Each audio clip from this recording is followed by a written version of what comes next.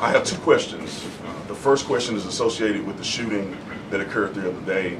And I want to ask the question of, we know that it's not a gun thing. Any rational person knows it's not a gun thing. We know it's a mental health issue. So I want to know from you, what is President Trump and the White House going to do to address mental health issues around the country associated with these shootings? And the second thing is Chicago. You know, anybody with, and I say, with a connected brainstem knows that Chicago's crime is out of control.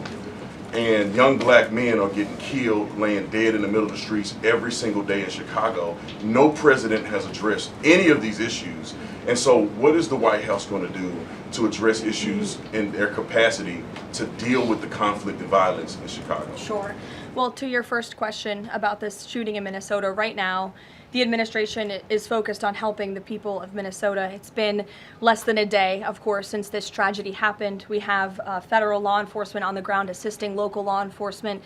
This investigation is ongoing. There's still a lot of facts to understand about these circumstances, and so we're going to continue to do that. As for Chicago and cracking down on crime, it is a priority of this administration to ensure that American cities are safe again, and I'm so glad that you brought up the crime in Chicago, because we've been seeing the governor of Illinois parading out there saying that there's nothing wrong with Chicago. It's a great place to live. There's no crime there. He doesn't need President Trump's help. Well, I think the residents of Chicago beg to differ, and the statistics beg to differ. And I'll just share a few of those statistics with all of you. For 13 consecutive years, Chicago has had the most murders of any U.S. city.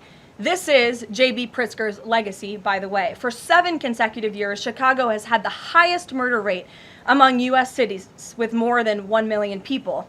In 2024, just last year, Chicago's murder rate per capita was 3 times higher than Los Angeles and nearly 5 times higher than New York City. That's more than double the murder rate in Islamabad and nearly 15 times more than Delhi. Out of Chicago's 147,899 reported crimes this year, that's how many crimes have been reported in Chicago since January 1st. There have only been arrests in 16% of them. These numbers are unacceptable. There have been more illegal guns recovered in Chicago than in New York City and Los Angeles combined. The number of reported motor vehicle thefts last year was more than double the number in 2021. And Chicago has also, just like DC, come under scrutiny over discrepancies in its homicide data reporting. So as bad as these numbers are, perhaps they are even worse. And this is Governor Pritzker's legacy. He should put politics aside. He should pick up the phone and call this president, who would be more than happy to do right by law-abiding American residents in the city of Chicago, and we hope that he will. In other news, President Trump continues to deliver on his promise to restore law and order to our nation's capital. Since President Trump's intervention, there have been more than 1,283 arrests right here in the District of Columbia. Total crime in D.C. is down 19%, and violent crime is down 30%.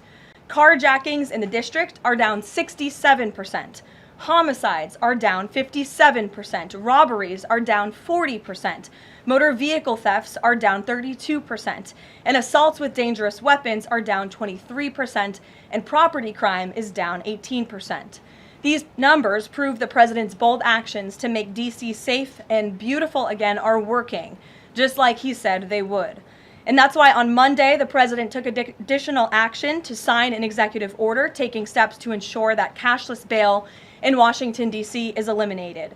For too long, D.C.'s reckless cashless bail policies have allowed dangerous criminals to be quickly released, which endangers everyone who lives in and visits our wonderful capital. No cash bail has also foolishly forced law enforcement to repeatedly arrest the same offenders over and over again, only for them to be released back into our nation's capital. This is the definition of insanity, and the president is seeking to end it. He also signed a separate executive order addressing the crime emergency in D.C. by instructing the National Park Service to hire additional United States Park Police officers to support public safety, and directing the U.S. Attorney's Office for D.C. to hire additional prosecutors to focus solely on violent and property crimes. So while liberal Democrats across the country continue to double down on their failed soft-on-crime approach, the American people, including local D.C. leadership, business owners, and residents, are rallying behind President Trump's crime crackdown. According to new polling, 81% of Americans say crime is a major problem in large cities across the country. And a clear majority of Americans believe the president's actions are justified and necessary to reduce crime in these cities. Indu Bhatia, who runs a liquor store a half mile from the White House here just down the street, is one of those Americans who are grateful for President Trump's public safety push. Indu recently told the New York Post that her store was robbed so many times that they had to spend exorbitant sums of money on security, jeopardizing her family's financial future. But thanks to President Trump's strong action, Indu said, quote, "All of my employees, including me, we feel much safer, and even our customers feel really happy when they walk into our store." And just yesterday, Washington, D.C. Mayor Muriel Bowser credited President Trump for surging federal law enforcement personnel and said neighborhoods, quote, "feel and are much safer." We thank Mayor Bowser for her cooperation and her willingness to help us make D.C. safe and beautiful. This entire effort has vindicated what President Trump and law and order advocates have been saying for years, and this is our message to Americans in Democrat-run cities nationwide.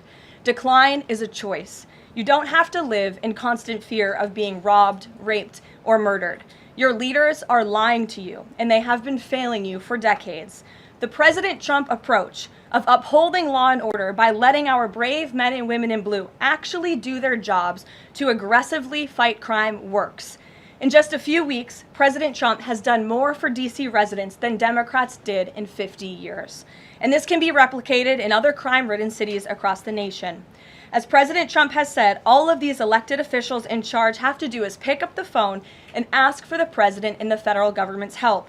President Trump doesn't care if they are a Republican or a Democrat leader. He wants Americans to be safe and for every law-abiding American citizen across the country to be able to thrive in their city and in their community. I can share with all of you that last night in Washington, D.C., when arrests were being made, there was an arrest of a juvenile right here in D.C. in Ward 7 for threats to kidnap and injure, receiving stolen property, possession of a large capacity feeding device, unlawful possession of firearms and ammunition.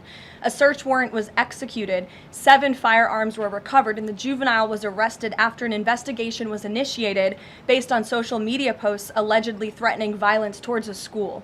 So this was a juvenile who was a risk to not just himself, but the community here in Washington, and he was removed from the community last night because of the law enforcement efforts of this administration. And I would also point to the statement of our wonderful First Lady that she released yesterday. She wrote, "The tragic mass killing in Minnesota illuminates the need for preemptive intervention in identifying school shooters. Early warning signs are often evident, with many individuals exhibiting concerning behaviors and making violent threats online prior to their actions. We encourage all Americans, as the old saying goes, if you see something, say something. If you see warning signs or threats, report it to law enforcement. This administration, federal law enforcement, will take those reports and those threats seriously. They will be treated as a law enforcement emergency, and we will act accordingly." And on the First Lady's statement, would the administration consider ramping up resources on these fronts to parents and schools across the country to help them look into these signs and prevent more tragedies? It's a very fair question, Iris. As for any potential future policy decisions or funding questions, it's just been over 24 hours since this tragedy occurred. Right now, we're focused on the FBI and their investigation and uncovering all the facts, and we'll leave those very important policy discussions to another day. With respect to Labor Day, one of the most underrepresented groups right now are police officers. 30,000 police officers short in America right now. To Brandon's question, 1,300 short in Chicago, 3,000 short in New York, 500 short here in Washington, D.C. What can the White House, what can the President do to help recruitment of police officers? You've done well with the military and Border Patrol. What can be done to get more police officers on the streets of America?